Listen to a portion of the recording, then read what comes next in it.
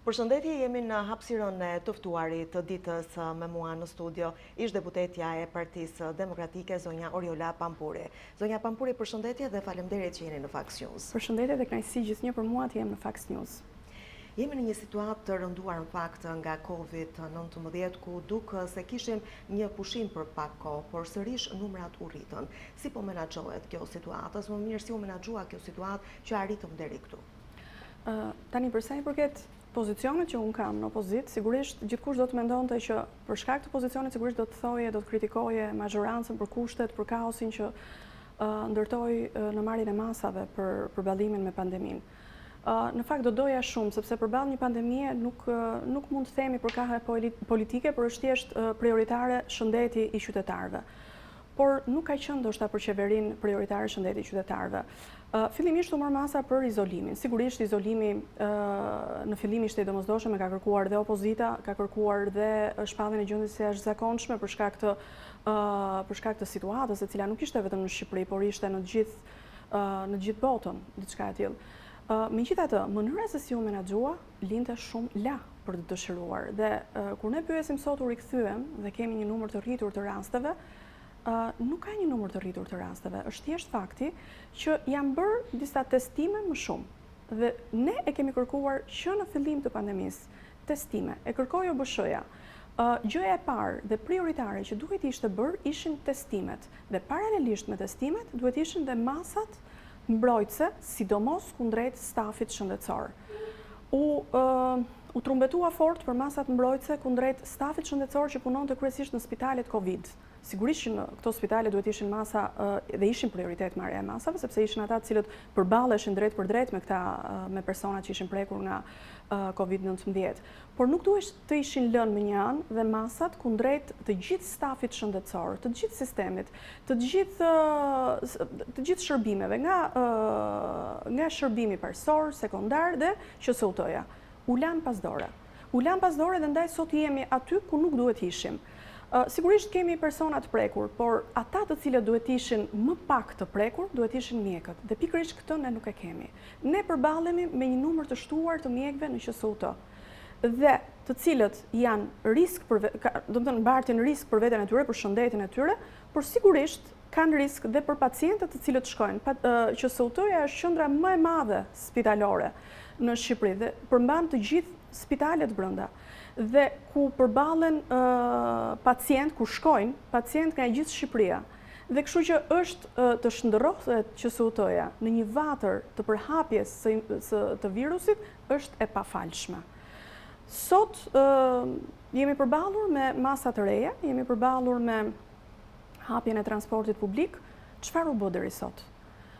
Hapet transporti publik. Ne kemi rreth 200.000 qytetarë të cilët përdorin çdo ditë, të cilët përdorin transportin publik vetëm në Tiranë, rreth përafërsisht.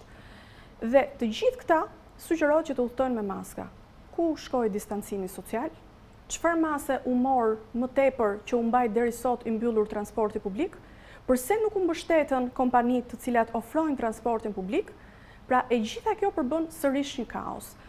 Do doja të theksoja edhe një fakt tjetër që është vërtet për të ardhur keq. Vërtet jemi në verë dhe unë nuk jam mjeke, por sigurisht kam lexuar dhe kryesisht ekspertë huaj, të cilëve ju referohen. COVID-19 është një virus për cilin nuk ka patur informacion, si gjithë viruset e reja. Por në periudhën e verës, si çdo virus, edhe COVID-19 bie pra virulenca për shkak të temperaturave të larta. Sigurisht mund të ketë numër të shtuar, por nuk është me ato egërsi që mund të jetë në një temperaturë më të ulët, pra siç mund të jetë në dimër apo në vjeshtë kur temperaturat fillojnë dhe ulen. Por gjithsesi, risku mbetet. Viroza apo virusi është qarkullon dhe neve duhet jemi të aftë ta menaxhojmë situatën. Jemi tani është hapur. Është hapur. Duhet kjo hapje kaq e shpejt në fakt. Patjetër që duhet, nëse hapja shoqërohet me testime, me masa të tjera, sepse kur themi testime, thuhet po mirë, po pse ç'janë këto testime tani? Po duhen patjetër testimet. Testimet duhen, gjurmimet duhen dhe izolimi i vatrave duhet. Për shembull, në rastet kur kemi të njohur kohët e fundit, të cilët kanë punonjës të tyre, miq të tyre, me të cilët ata kanë kontakte të afërta, kanë rezultuar pozitiv me COVID-19. Dhe dini që marrin në telefon për të lutur punonjësit, specialistët të cilët merren me marrjen e tamponëve dhe nuk vinë të bëjnë tamponët. Dhe përgjigja është akoma dhe më e dhimbshme. Përgjigja është nëse nuk keni simptoma, nuk ju bëjmë tampon. Po mirë, po sa herë trumbetohet në media nga specialistë dhe thuhet që mes personave të prekur nga COVID-19 ka dhe persona të cilët janë asimptomatik. Dhe këta asimptomatikët janë pikërisht ata të cilët kanë mundësi, janë bartës, kanë mundësi më shumë të infektojnë të tjerë. Atëherë, si mundet që të izolohen këta persona nëpërmjet testimeve? Duke bërë testime, izolohet, bëhet gjurmimi, pra i gjithë personave të tjerë të kontakteve, izolohet vatra, merren nën kontroll nga specialistët me kura dhe me gjithë shka tjetër të nevojshme që këta kanë nevojë deri në fund, pra në bërjen e tamponit fundit ku të rezultojnë negativ, dhe më pas vijohet kështu. Ky është zinxhiri masave që shkon për shtat ose shkon paralelisht me hapjen. Kjo është hapja. Pra, unë nuk them që nuk duhej hapja. Hapja duhej. Nuk ishte pse të qëndronim kaq gjatë, të bllokonim ekonominë. Ne kemi bllokuar ekonominë. Sot një situatë të rënduar në fakt ekonomike. Jashtëzakonisht të rënduar ekonomike dhe nuk ishte e nevojshme të mbahej deri sot. Çfarë u arrit tek e fundit deri sot me mbylljen? Thjesht u izolua. Thjesht kishim një izolim pa masa. Thjesht kishim një izolim dhe fal këtij izolimi nuk u bën testet në numrin që duhet të bëheshin, nuk u izoluan vatrat, nuk u bën gjurmimet, dhe çfarë u arrit? Asgjë. Faktikisht, pa këto masa, izolimi ishte ineficient. Pra nuk kishte absolutisht asnjë vlerë izolimi që u bë deri sot.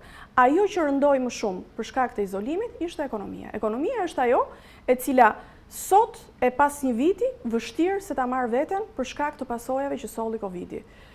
Besoj që dua të theksoj edhe një gjë tjetër, unë shikoj disa specialiste që dalin dhe referojnë çdo ditë shifra, numra.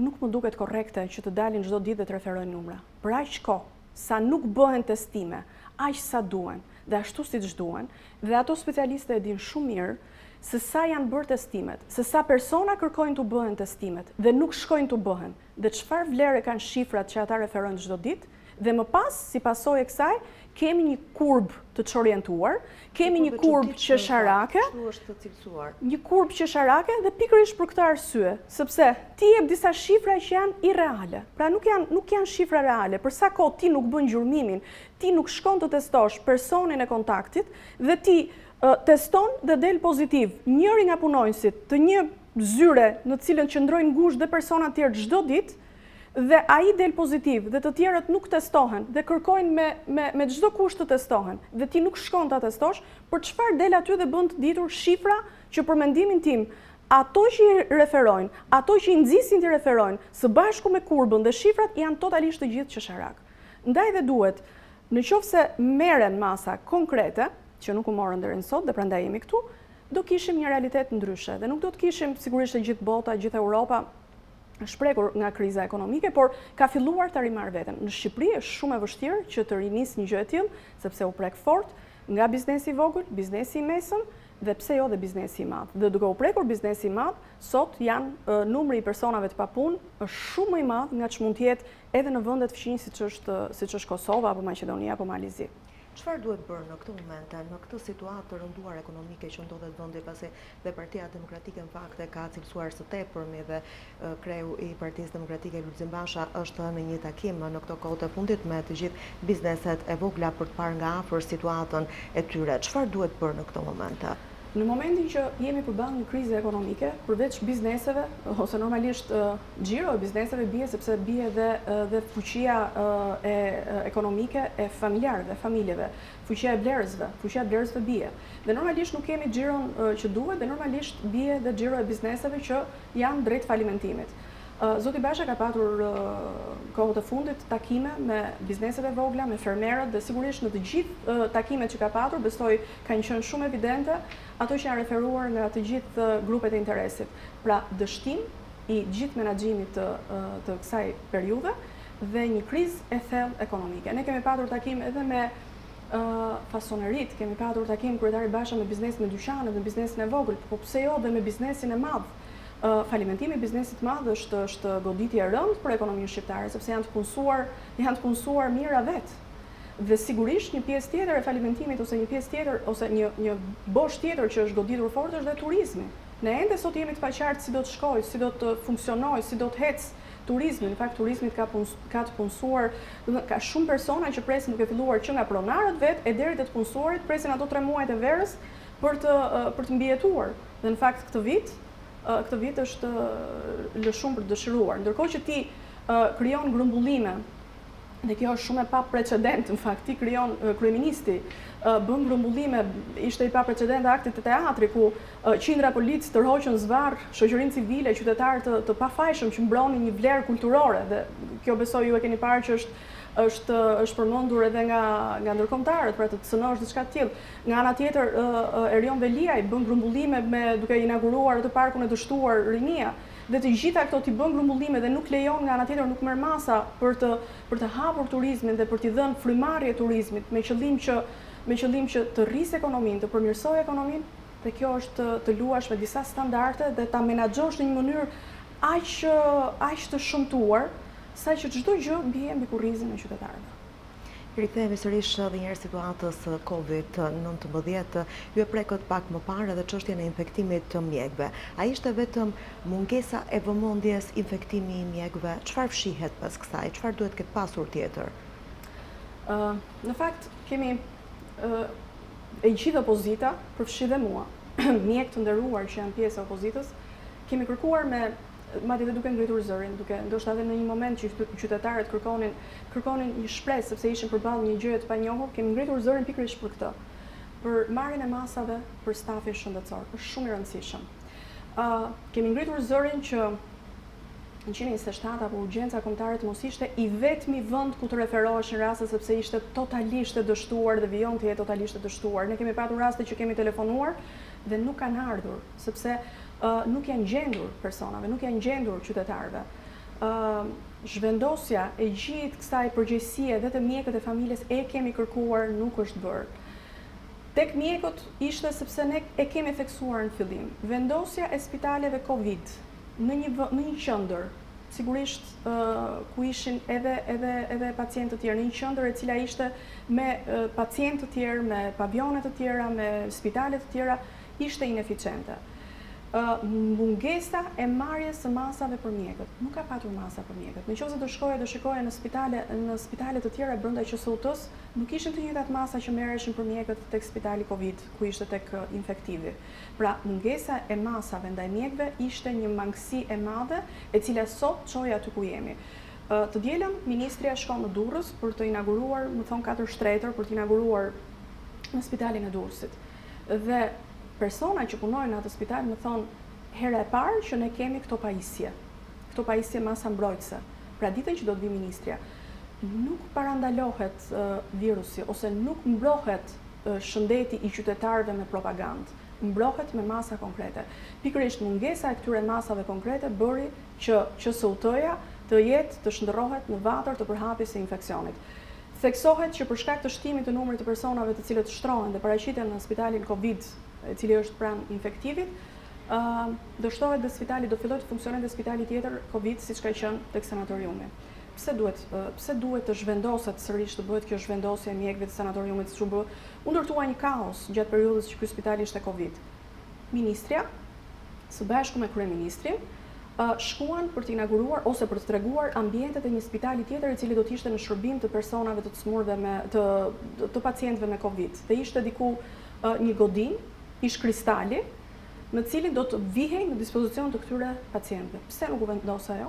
Cila ishte arsye? Ishte thjesht një propagandë, apo kjo godin po përgatitet si një godin për të përdorur për ndonjë aferë korruptive të kryeministrit dhe ministres së shëndetësisë. Pra, nuk është nevoja që të ndërtosh këtë kaos. Kur ti bën kaq propagandë, pse duhet të ndërtosh? Përderisa propagandove, hapjen një spitali të ri, pse duhet të zhvendosësh mjekët nga sanatoriumi dhe ti çosh diku tjetër me qëllim që atë ta përdorësh si spital Covid?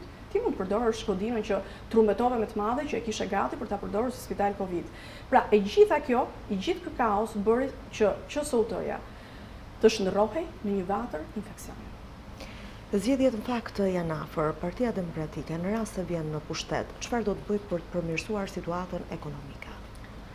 Partia Demokratike ka paraqitur një plan të mirë menduar, të mirë hartuar ekonomik, dhe sigurisht fillon që me uljen e taksës 9% dhe deri tek anulimi i koncesioneve, të cilat sot e kanë cënuar rënd ekonominë e shqiptarëve, kanë cënuar rënd buxhetin e shtetit, anulimi i koncesioneve, ulja e taksës dhe vendosja e prioriteteve.